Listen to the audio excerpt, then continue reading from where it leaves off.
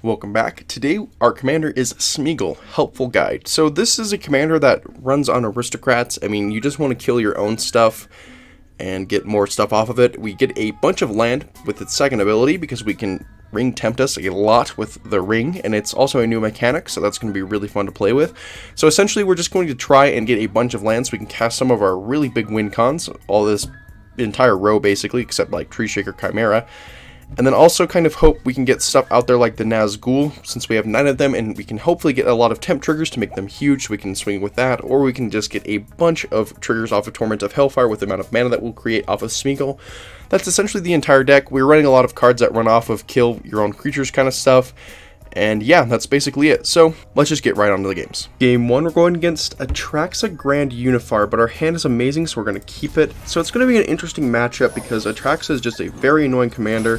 We're going to play the command tower here, then we're just going to pass a turn. We don't want to play the Stone Coil because it won't do anything out there.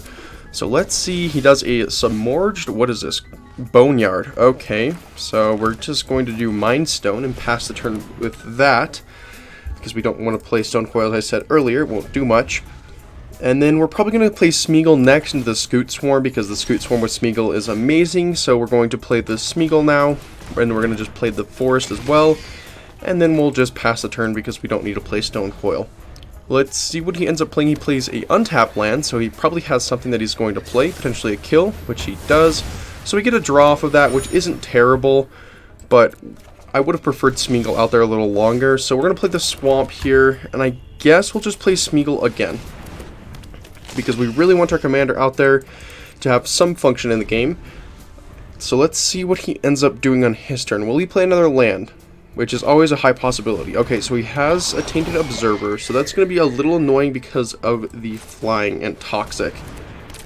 So then we're going to play Scoot Swarm with the Swamp next, and then the Tireless Provisioner. And then we will just... I guess we'll just pass the turn with that because we don't have to swing in. Next turn we'll definitely swing in with the 1/1 token that we just made, so we can potentially get a Smeagol trigger at the end step and more triggers from everything else that we have. But let's see what he ends up playing. Will he play another kill to kill one of our creatures? Probably Scoot Swarm if he does. If not, okay, so he puts it to our hand and he makes his Observer a little bigger, which is a little scary, but nothing too bad. Okay, he just doesn't do anything after that. So we are going to do Smeagol, Inherited Envelope, so we do get a tempt, and Smeagol will trigger as well as Scoot Swarm and Provisioner. We're going to choose the Smeagol to be our ring bearer. So we get a Isolated Chapel, which isn't terrible. We get Tireless Provision. We're going to choose a Treasure to get the Children and maybe work our way up to the Torment. And we do have enough for a Clue. I think we'll just wait for that in case we need something, if whatever it may be. Okay, Phyrexian Atlas, so he gets a mana rock, which isn't great, but he doesn't have much mana to play as commander, so I'm not too worried about that. He does not swing in again. Okay, so we do Shieldred here, that's the right play. Let's see if he has anything to counter it. He does not. Okay, so we do Clue, we're going to sack it, and he scoops right there, so we did win that game. That was a really good game one. Yet another game. We have a pretty decent hand, so we're going to keep it. Going against Runo, which isn't terrible, but it's not the best matchup. We're going to play the Wastes, and we're just going to pass the turn with that. So we don't have any turn 2 plays. We do have a turn 3. Let's see if we can get a turn 2. Okay, we do. We have a turn 2 play. We can play the Dockside Chef without taking a damage. Pass back to him. So we both have cheap commanders, but Runo is just a little bit more annoying. So let's see. He gets the island. Does he have any turn 2 plays? He probably has a kill spell, so we're going to play the Forest into Smeagol. So yes, he does have something. Is it a counter spell? Possibly. It is not. So we're going to swing in with a 1. He's probably just going to take it, unless he bounces it for some reason. Does he bounce it? Nope. Takes the 1.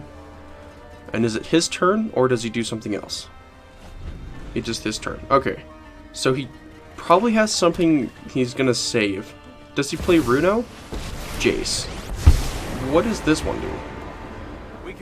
Oh, okay. That's the... yeah, that's Ixalan one. We're going to... We'll go with the Nazgul here. We need some extra mana to play the portal for later. Gonna make the Nazgul be our ring bearer. Get 2 triggers from Smeagol and Nazgul.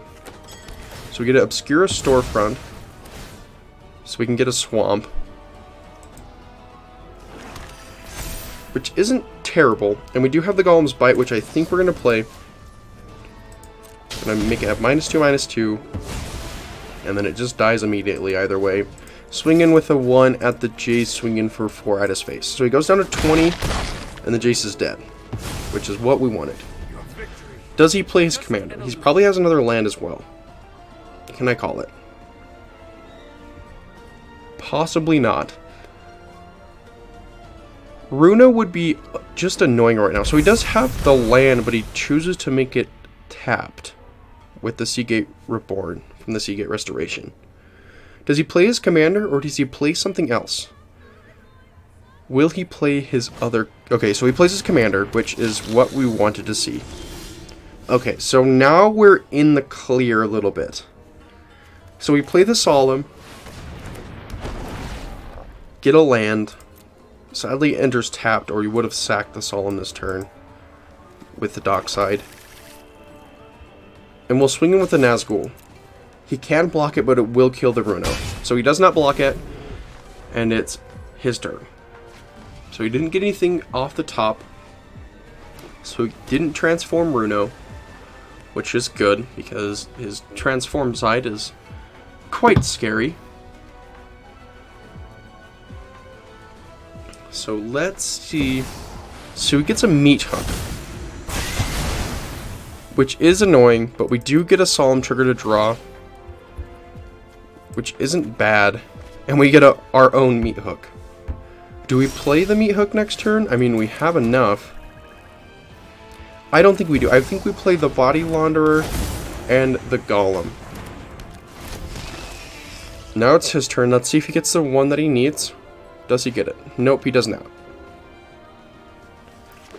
Okay, so there's the island. Does he play a Kraken, Leviathan, Serpent, Octopus, one of those things to get the Runo going? Okay, so there's the Octopus. So he gets to scry a couple of cards, which isn't bad.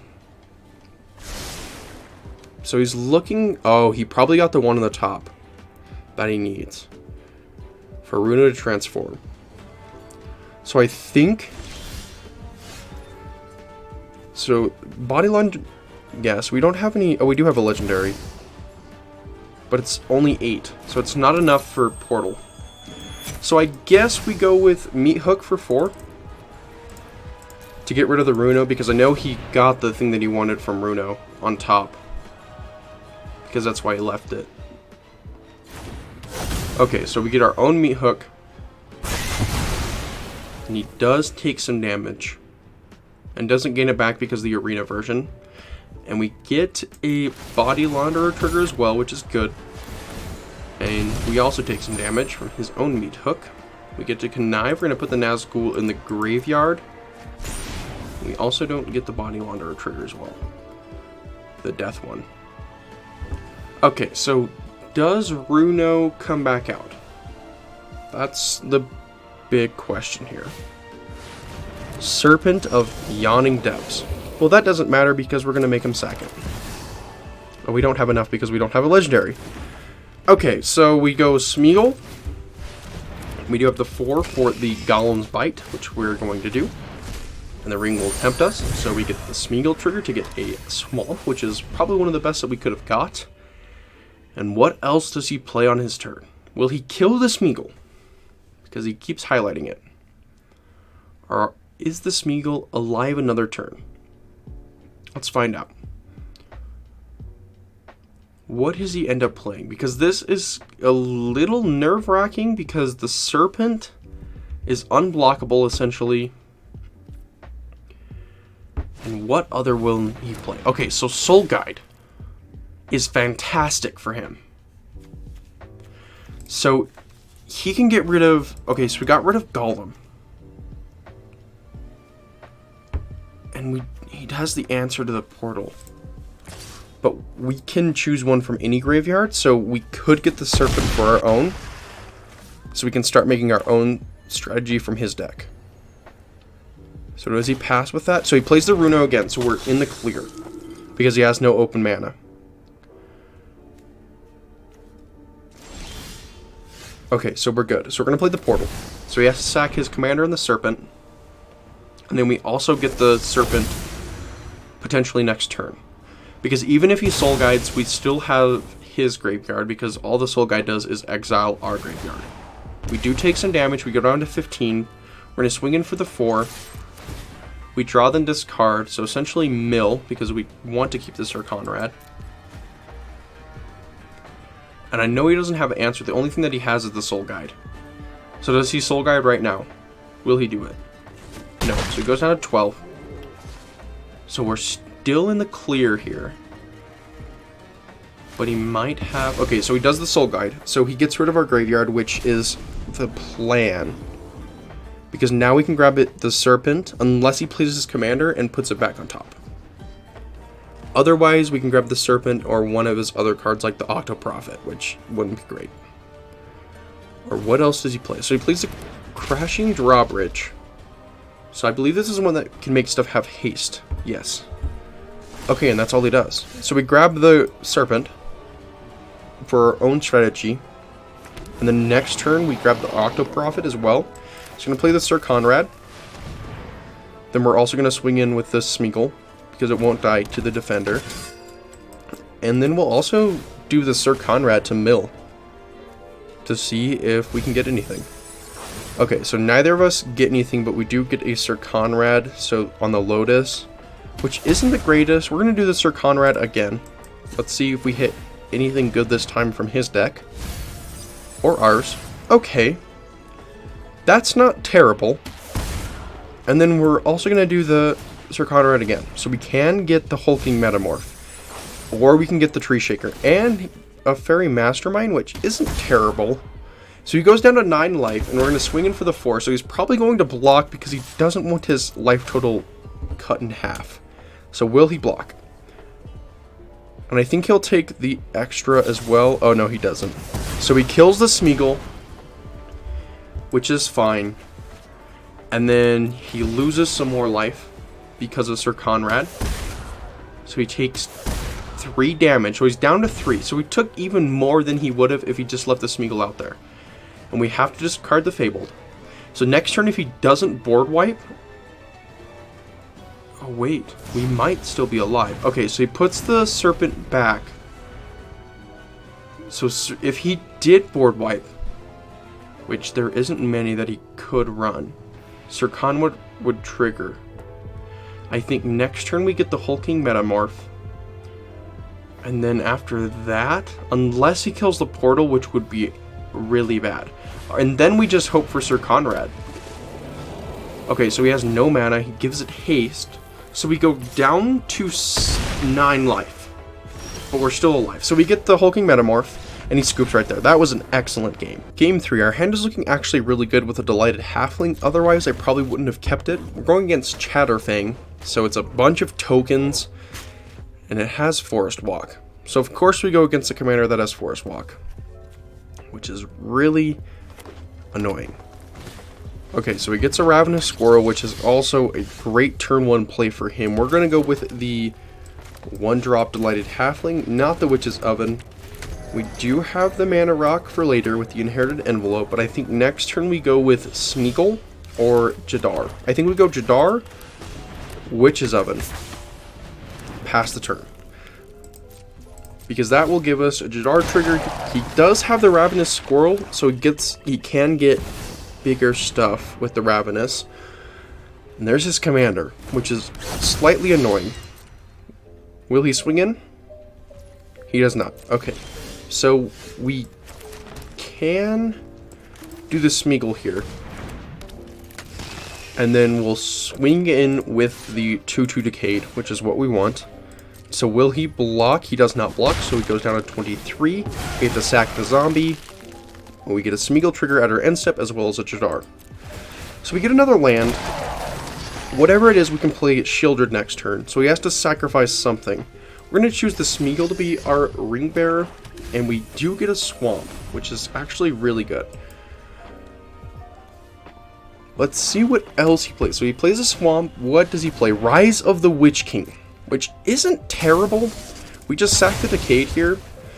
And then next turn, what he can... Oh, he gets a Revel, which isn't good. That's not good whatsoever. So he swings in for 3 almost indefinitely. He does not.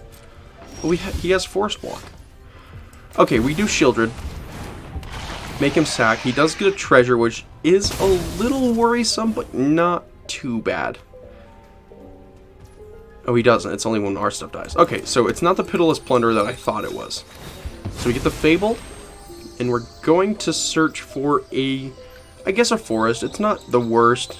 It's like the only thing that we really could have searched for anyways.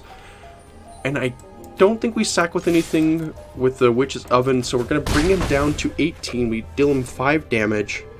And then we're just going to pass a turn. So hope that he doesn't have another land. We do get the Decade. Does he have the extra land to play his commander? He does. Will he play his commander? No, he plays Loath, which is a fair play. So Loath comes out there, which is just annoying. So he gets the Loath. He gets the 2 ones with reach, and now it's our turn.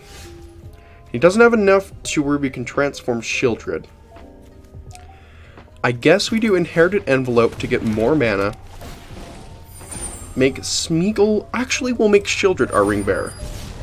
So then he has to double block. And then we go Nazgul. Or just keep the Shieldred as our Ring Bearer. So now it's a 3. 3 levels on the ring. And we get a Command Tower, which is great. And we mill him his altar, which is fantastic. Then we swing in with the Shieldred at the Loath, as well as the Decade. So we draw, then discard. What do we get? We'll discard the Reassembling because we can get it back. And does he block with anything?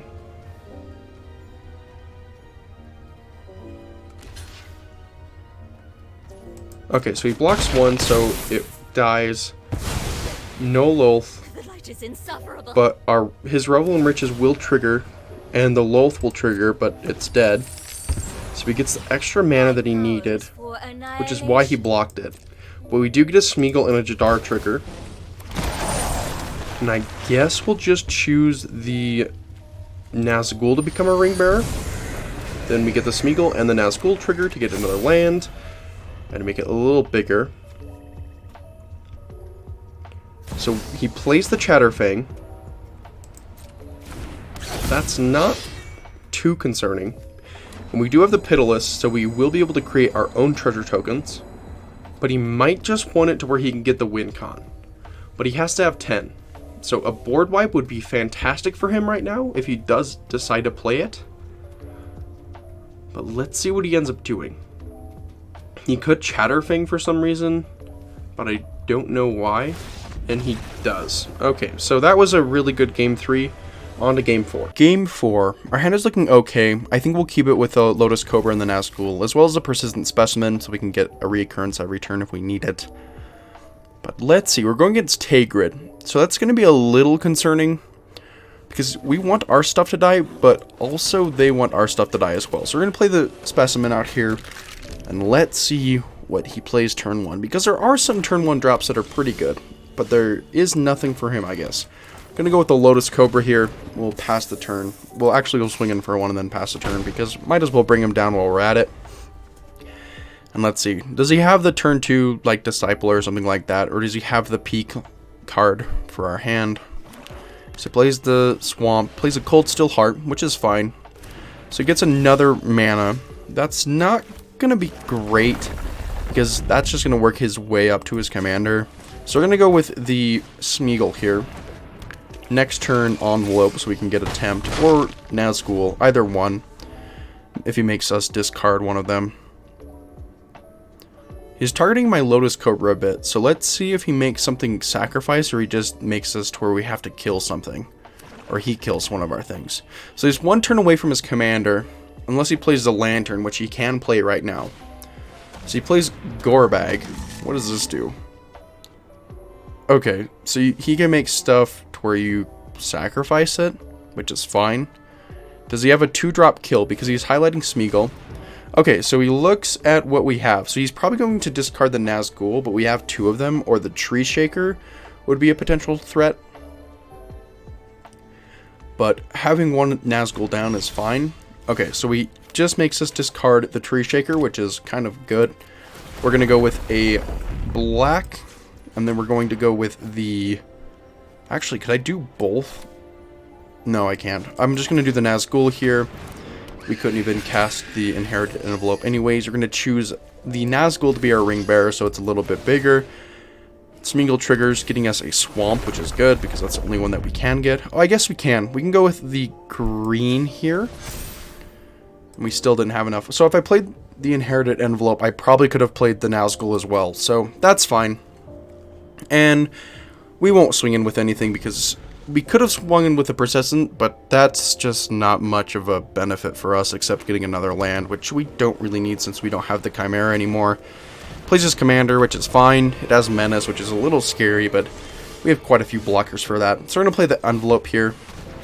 Then that's going to trigger. We get a Nazgul trigger and a Smeagol trigger, so we get another land. It's probably going to be a Swamp.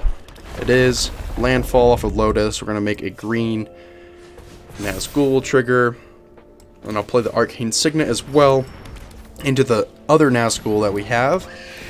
So go with that. We'll choose the original Nazgul to be the ring bearer again. Smeagol will trigger, getting us another Swamp. We get a Lotus Cobra. We'll get white because we don't have anything.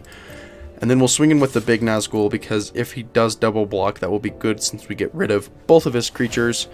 And then the ring will trigger. We draw this card. It's a land. He gets a Tigrid trigger, so he gets the forest, which isn't great for us.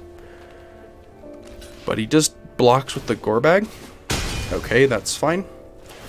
And then he doesn't get the sacrifice because it's already dead. So let's see what he ends up playing, because he has 6 mana, which is good. Will he play another one? Okay, so he plays Witch King, which is actually a really good card for him, because he can make us sacrifice stuff. We get a Woe Strider. Interesting. So we can go with the Woe Strider here. And then we'll sack the goat immediately. And then we'll just leave the Persistent Specimen for later. So we're going to go Woe Strider, sack the goat, because it's not very useful with it just sitting there. And then I guess he could just discard a card and have it get indestructible.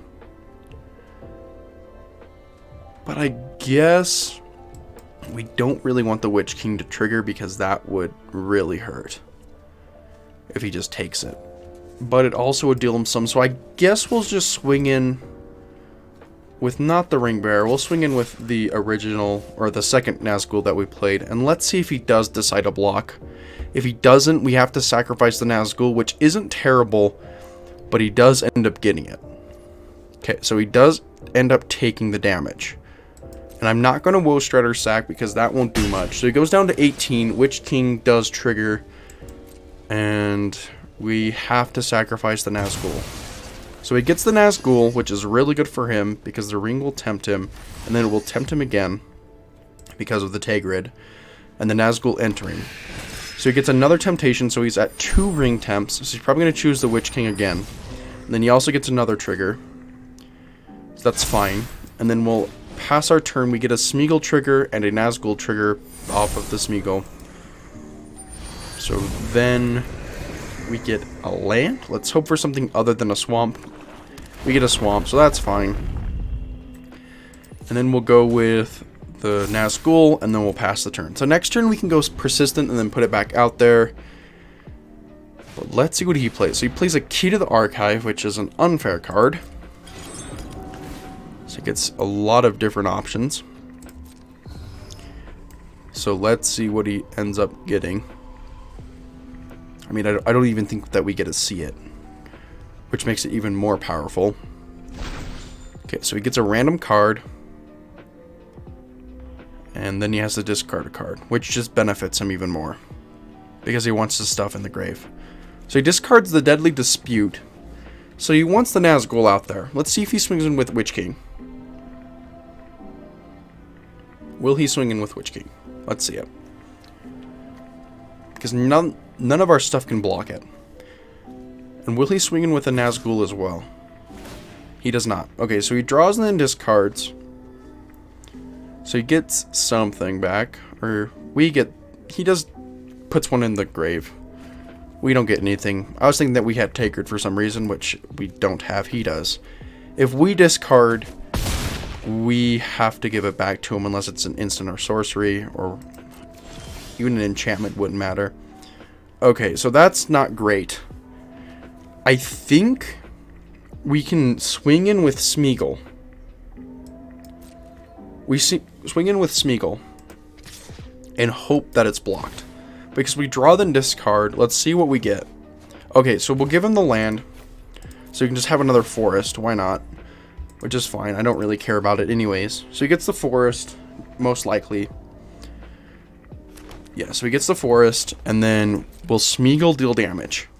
Or will he block it with his own Nazgul? He does. So we want it dead anyways. We want the Nazgul to die. We want the Smeagol to die because we have enough mana to play it again. He sacks it, but it's already dead. So we play the Smeagol and then go Nazgul to get another land so we can do almost the exact same thing next turn.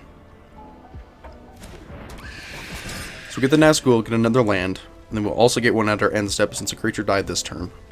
We're going to choose the big Nazgul to be our ring bearer now. So Smeagol will trigger. And then we'll probably just switch it back to Smeagol. Because he's looking at it, so he might have a kill spell. Lotus Cobra will trigger. So we're going to grab a green. Why not? It doesn't matter.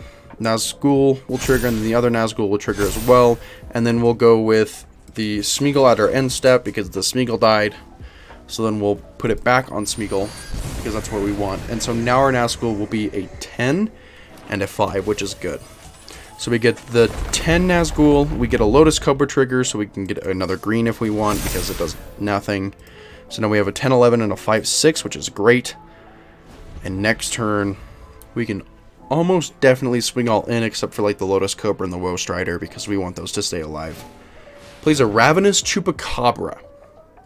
Okay, so let's see what he targets. Will he target our commander? That's the question. Or will he target the big Nazgul? So he targets the big Nazgul. We'll sack it with Woe Strider to get a Scry. But he also gets it. So that was not the greatest of plays. So he gets a Takered. We get a Scry one. That's whatever. I think it's a pretty fair trade. That was a pretty big misplay on my part. But we get a Scry though. So let's see if we get another land. Because that's seemingly what we have been getting this entire game. Okay. So that's pretty awesome on the top. Do we have enough mana to play it? We do. So that's great. Let's hope that he doesn't have something that mills us a card, because that would be terrible. Please don't have the one drop that mills us. Please. Please. We really need the Ulamog. Or else we're dead. Okay, Phyrexian Arena, that's fine. So we can get, next turn we can get rid of the Witch King, definitely, and the Takered.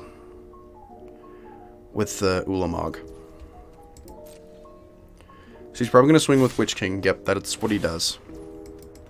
We're going to let the ring do its thing. So we're going to go down to 13, which is not ideal whatsoever. Does he have something else to potentially flash in? No. And that would have been very annoying. So that's good that he discarded it. So now we just can't block. So we take the 7, go down to 13. So it's not the greatest for us. But we do have the Ulamog. So let's play the Ulamog. Let's attempt to cast it. We're going to exile the Witch King. And I guess we'll exile the Nazgul as well, because the Takered doesn't do much. It's just kind of big. And if we did exile it, he could play it again. And the Nazgul does have Death Touch, so it's a little more scary.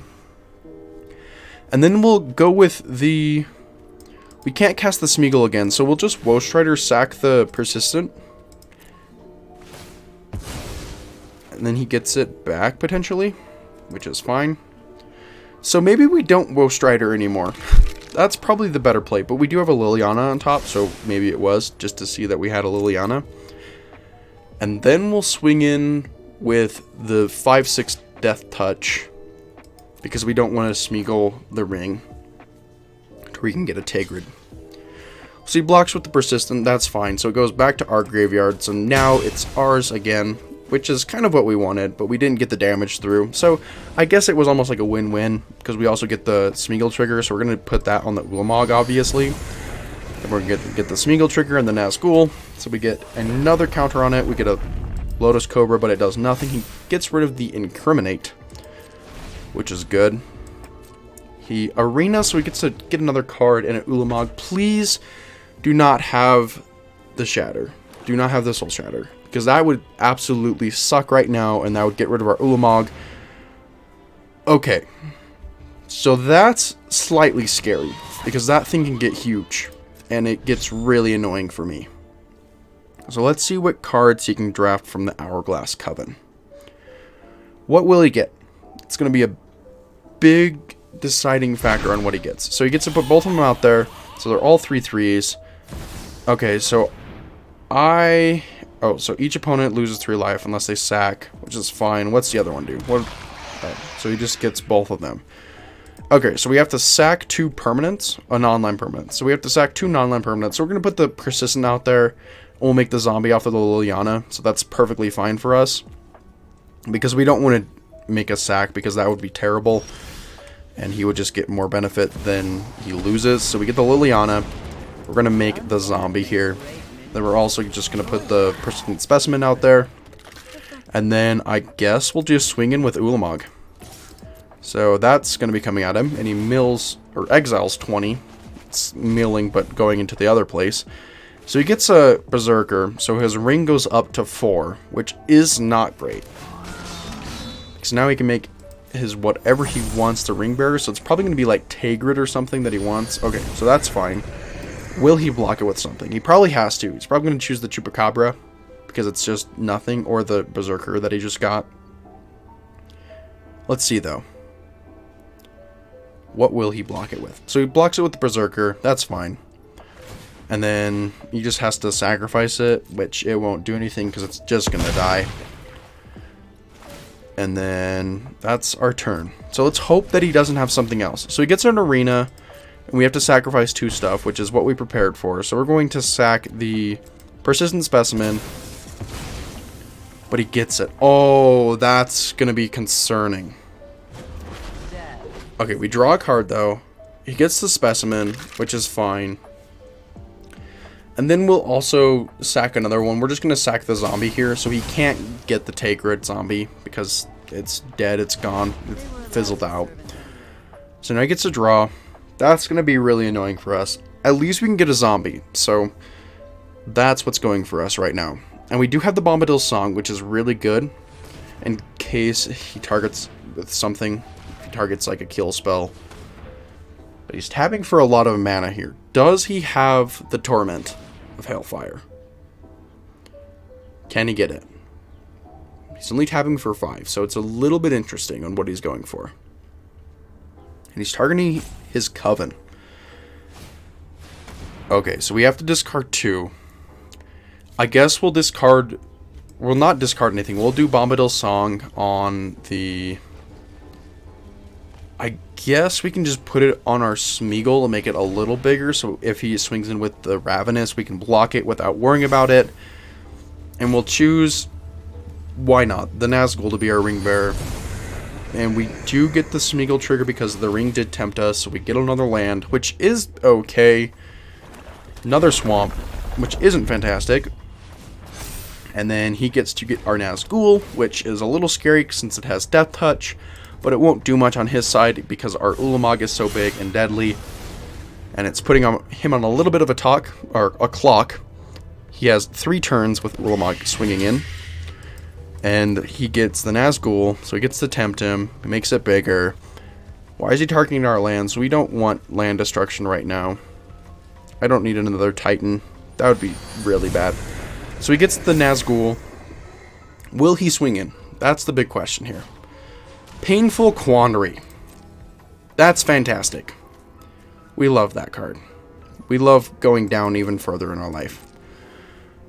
let's see. Will he swing in at our Liliana or the invasion? He does not. Okay, so we're gonna play that. We're gonna take the 5 life, which is okay. I mean, we need it. We need the 5 life. We don't really need that. Then we're gonna do the Liliana. We're gonna plus it, and then that's gonna be it. So we're going to swing all in, and that should be game because he doesn't have any flyers or things with reach.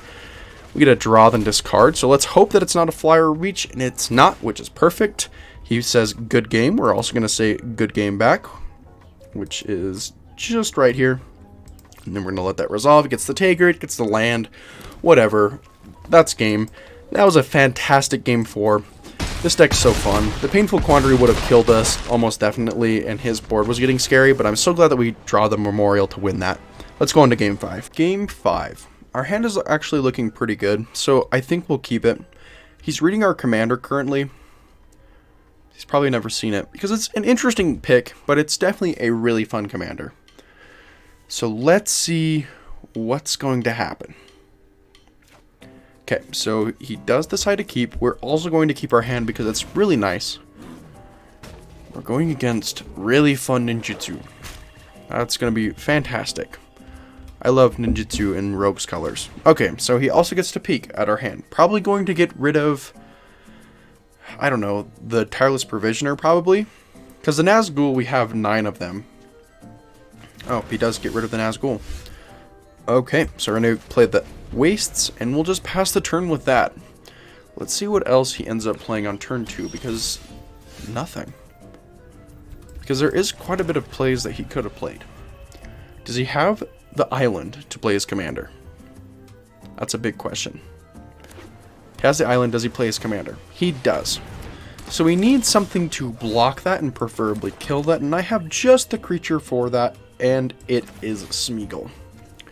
Go with the Smeagol here, we do take a damage, which is, it's whatever. And let's see, does he kill the Smeagol?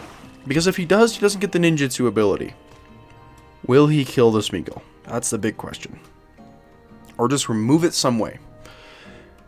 Because then he might be able to. Swings in with the Satoru. And we do have to block it because it's just a commander trade-off. That's pretty fair. I think it's a pretty fair trade-off. And let's see what he ends up doing to it. Will he kill it? Okay, so he returns it to hand. That's fine. No ninjutsu though, so that's great. We're going to play the Slitherbore. And we'll go with, I don't know. We'll go with the Smeagol again to be extra annoying. Thanks for getting rid of it. Does he have another land? Will he play another land or will he just start swinging in? Because that's basically the basis of the deck. Thousand-Faced Shadow. Okay, so now he has a flyer. Just in the air or something. We're going to play the Inherited Envelope. We're going to get a Smeagol trigger. The ring will tempt us, making the Smeagol our ring bearer, getting a Swamp, which is great. We'll go with also the Tireless Provisioner, because we want the extra tokens. And we'll just keep our stuff where we don't have to swing it. Thousand-Faced Shadow is a little bit of a problem, though, because it's essentially unblockable. He does get to trade it with the ninjutsu, so it's a little scary, but it's nothing too big to fret about. Does he swing in? He does. Does he get the ninjutsu from something? Probably. Let's see what he gets. What will he decide to get from the ninjutsu? Because he's obviously has something. Okay. So that's fantastic. A Demon of Loathing. So when it deals combat, we have to sacrifice a creature, which is what's happening right now. We'll sacrifice our Tireless Provisioner because we're going to make him sacrifice both of his creatures this turn with the Liliana, which is fantastic. And we do get rid of our Smeagol, which is whatever. It doesn't really matter. There goes the Smeagol. That's fine. We're going to get the Smeagol back to our command zone. And we're going to pass the turn back to him since we have no later plays. We did leave the Liliana open though, but I don't think there's many cards other than like Banehound that have haste or Rankle, which would be a little bit scary. Let's see what he does. Will he put his commander back into his hand, or will he just keep it in the graveyard? So he puts it back into his hand. We get a draw because a creature died on our side this turn. And it just died in general. Liliana is such a powerful commander. This is even a commander, it's just a powerful card. Let's see. Will he destroy the Liliana with something? because it's pretty annoying, and it's a pretty tempting target just to kill it with. Plays the Shadow again and passes. Huh.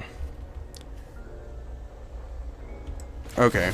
We're going to make the Ren and 7, get the Tree Folk with Reach, and prevent that little flyer from getting through. It's a 6/6, Mind Stone, and also a zombie. Both the creatures we have out there are tokens, which are just going to be huge. And will he kill something else? Does he run kill spells? Fading Hope. Okay, so now he gets another free card off of ninjutsu. Will he swing into one of our planeswalkers? That's a big question. He does not. That's great. And we also get an Invasion of Chandelar. So we do get to target something if we want from our graveyard. We can get our Nazgul and our Tireless Provisioner back, but I don't think that's the right play. I think we go with the Smeagol here. And then we also go with the Morbid Opportunist. And then we grab the 2/2 Black Zombie from Liliana. And then we also, I guess we'll just Ren and 7 plus it. Let's see what we get. A Forest, a Golem's Bite, and a Pitiless Plunderer as well. So that's going to be good for next turn. We'll play the Forest here. And we'll swing with the 2/2. Let's hope he blocks. Will he block? He does not. So he goes down to 23. That's the first damage that we've dealt this entire game that have actually put his life total down. Will he play his commander here? He has enough mana now. Drew the extra land probably. Will he just swing in with the ninjutsu and hope that something else will happen? Curiosity. So he gets to draw off of the ninjutsu. So he's probably not too focused on the ninjutsu. He's probably just focused on the card advantage. And he swings in at our Liliana. So he doesn't even get the... Oh yeah, he will, because it just does damage. So he'll get a draw. Or no, he won't. It's just when the creature deals damage to a player. Oh, okay. So that's really good for us. We don't have to worry about that anymore. We'll go with the Chandelar here. And we'll get some cards back. We'll get the 3 permanents that we have, because we want the Pitiless Plunderer out there anyways. And let's see what else we have in our hand that'll just be fun for him to deal with. We can go with the Ashaya, which would be really funny because he can't target any of our stuff anymore. Or we could go with something that could sacrifice stuff to get advantage. That'll be fun, right? We're going to go with the Woe Strider here, sacrificing the goat that we just created. We get the Morbid Opportunist trigger and a Liliana trigger to draw 2 cards, which is fantastic. Get a Rankle, which isn't too bad, and a Portal to Phyrexia. That's great. We're going to plus the Ren to hope for some other stuff that we get in the grave. And they were all land, so that's a little sad. And we also can do the Liliana here. We get to put another creature out. We don't have to draw here because we have plenty of card advantage. We're going to swing both the 2/2s at the Invasion and the Smeagol and the Morbid Opportunist at him. So let's see what he ends up doing to that. Nothing. He has no response to any of our plays. We get the Invasion back, and we get the Leyline Surge, which is a fantastic card. So next turn we can do the Portal to Phyrexia for free. And now the Smeagol will trigger since we had something die, with our Woe Strider being sacrificed with the token, or vice versa actually. We have to discard 4 cards, which isn't great, but I'm glad that most of them are land. We do have plenty of land out there and plenty of mana to work with. Let's see what he ends up getting. Does he play his commander once again, in hopes of getting another card off of his Thousand Face Shadow with a Curiosity equipped? Or does he do absolutely nothing and scoop the game because our board is pretty powerful? Or does he have something that makes us sacrifice an enchantment? Okay, that's fine. It can't attack, and it will just die next turn with a portal. We do have the Rankle in case he does make it alive somehow with no mana. Thousand Face Shadows coming in at our face. So we're going to take a damage. That's going to be a little sad. He gets the draw off of Curiosity. What will he get? Will he get a land where he can make something where we'll have to bounce the Leyline Surge? He does not. That's great. So we're going to put the Portal to Phyrexia out there. I hope there's a way that someone just finds to infinitely blink this card, or just blink it a number of times that's so annoying that they have to sacrifice their whole board.